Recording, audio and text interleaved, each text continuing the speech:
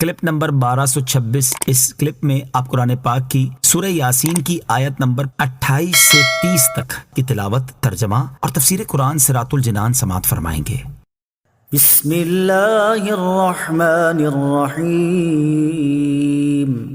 ترجمہ: اللہ کے نام سے شروع جو نہایت مہربان رحمت والا ہے۔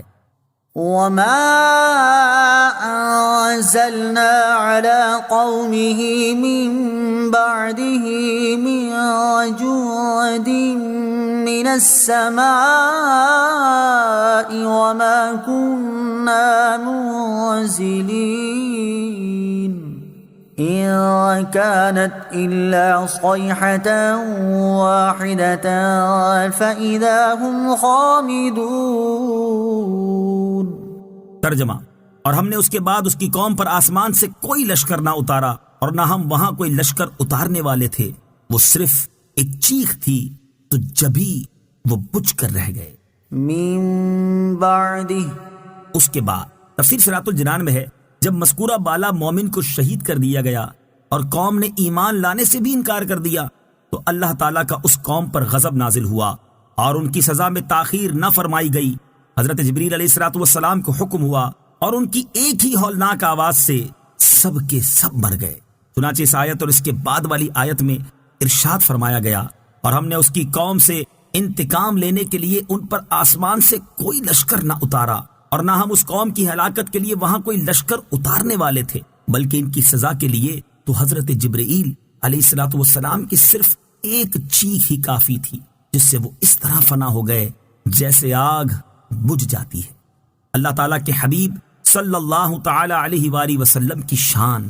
اس آیت کے تحت مفسرین نے نبی کریم صلی اللہ تعالی علیہ وسلم کی عظمت و شان سے متعلق بہت ہی پیارا کلام فرمایا ہے۔ چنانچہ امام فخر الدین رازی علیہ رحمۃ اللہ الہادی تفسیر کبیر میں فرماتے ہیں، غزوہ بدر وغیرہ میں اللہ تعالیٰ کا فرشتوں کے لشکر نازل فرمانا سید المرسلین صلی اللہ تعالی علیہ وآلہ وسلم کی تعظیم کے لیے تھا، اور نہ کافروں کو تباہ و برباد کرنے کے لیے ایک فرشتے کا اپنے پر کو ہلا دینا ہی کافی تھا۔ امام ابو عبداللہ محمد بن احمد قرطبی رحمۃ اللہ تعالی علیہ تفسیر قرطبی میں فرماتے ہیں، کفار کو ہلاک کرنے کے لیے صرف ایک فرشتہ ہی کافی ہے، جیسے حضرت لوط علیہ السلام کی قوم کے شہر حضرت جبرائیل علیہ السلام کے پروں میں سے ایک پر سے تباہ و برباد کر دیے گئے، اور حضرت صالح علیہ السلام کی قوم سمود کے علاقے ایک ہی چیخ سے برباد کر دیے گئے۔ لیکن اللہ تعالیٰ نے تمام انبیاء کرام علیہ السلام پر، حتیٰ کہ اولو العزم رسولوں پر بھی ہر چیز میں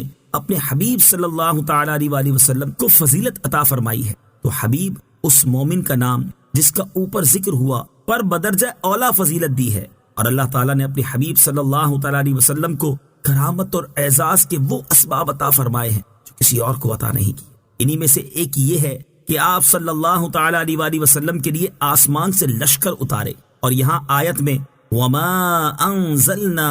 اور وما کننا منزلین